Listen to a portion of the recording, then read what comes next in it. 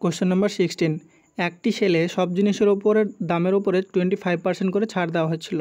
তারপর বলেছে একজন খরিদ্দার 6,750 টাকা একটি সাউন্ড সিস্টেম কেনেন, তবে সেটির স্বাভাবিক দাম কত ছিল? অর্থাৎ ছাড় দিয়ে সে 25% ছাড় দিয়ে এত টাকা যদি জিনিসটি কেনে, তাহলে সেই জিনিসটার আসল দাম কত ছিল? তাহলে এখানে আমাদেরকে 25% যে ভগ্নাংশটা দেওয়া আছে সেটাকে আমরা কত লিখতে পারি? 25/100, তার মানে এটা লিখতে পারি 1/4।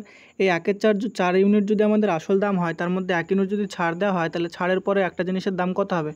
এইটা হবে আমাদের 3/4। এই যে এখানে 3/4 যেটা পেলাম সেটা হচ্ছে আমাদের কত? 4 হচ্ছে আসল দাম এবং 3 হচ্ছে আমাদের ছাড়ের পরে দাম। তাহলে এখানে আমাদেরকে ছাড়ের পরের জিনিসটির দাম দেওয়া আছে 6,750 টাকা।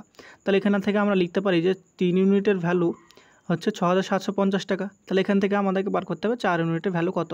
তাহলে 3 দিয়ে যদি এটা কাটাকাটি করি তাহলে কত হবে দেখো, 3 2 হয় 6, 7 নামে, তাহলে 3 2 হয় 6, 1 মাইনাস হয় এবং 5 থাকে, তাহলে 15। তাহলে 3 5 হয় 15 আর একটা হচ্ছে 0। তাহলে 1 ইউনিটের ভ্যালু হচ্ছে 2250 টাকা।